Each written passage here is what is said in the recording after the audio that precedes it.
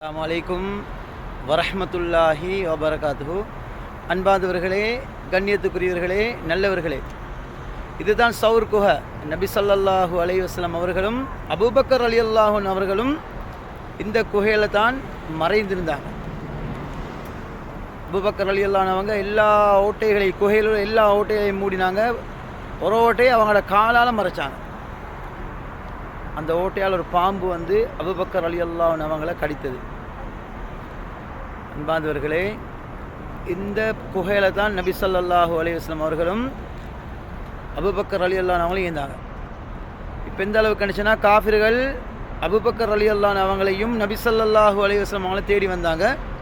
இந்த டைமில் இந்த குகை வாசலில் சிலந்தி கூடு கட்டியிருந்தது. அதே போல் புறாக்கள் முட்டையிட்டு இருந்தது. அப்போ காஃபிர்கள் நினச்சாங்க, இதுக்குள்ளே யாரும் பெய்த்திக்க மாட்டாங்க, அப்படி பெய்த்திருந்தால் இந்த சிலந்தி வளைஞ்சு உடஞ்சிக்கும், அதே போல் புறா முட்டையிட்டிக்காதுன்னு சொல்லி காஃபிர்கள் திரும்பி போனாங்க. இப்போ நாங்கள் மக்காவுக்கு வந்தால் என்ன, புறாக்களை சாப்பாடு கொடுக்குறோமே, அது வந்து சதக்காவுடைய நன்மை.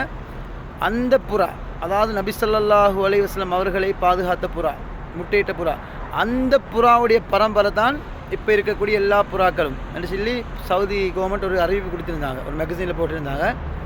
அதனால தான் அதிகமான மக்கள் இங்கே புறாக்களை சாப்பாடு போடுறாங்க. இன்ஷா அல்லாஹ் இதை மற்றவங்களுக்கும் சொல்லிக் கொடுங்க. அல்லாஹ் ரஹ்மத் செய்வான்.